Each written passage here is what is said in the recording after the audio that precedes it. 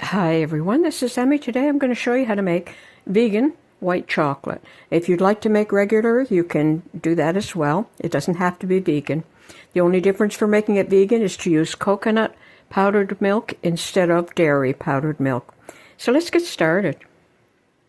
To make vegan white chocolate, I'm going to start with coconut oil.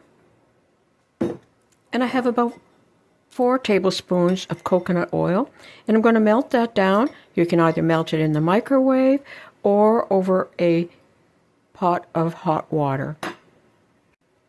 Okay, I have melted my coconut oil down. And now I'm going to add the same amount of coconut oil. I had 4 tablespoons of coconut oil. I'm going to add 4 tablespoons of powdered milk. You can add powdered coconut milk, or if you're not vegan, you can add dairy powdered milk. So I'm just going to add that to my melted coconut oil.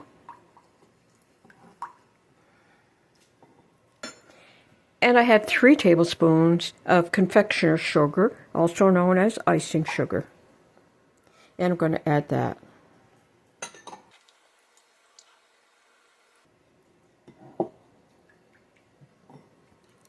And that's all there is to it.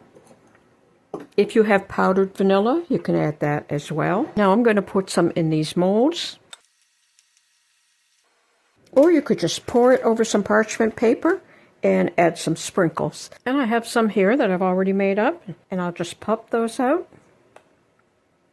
And there you have vegan white chocolate.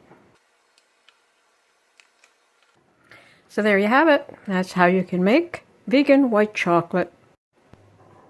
And these are a slightly different color because I added some liquid vanilla. And these chocolates will also need to be kept in the refrigerator because the coconut oil is not really stable at room temperature if it's warm.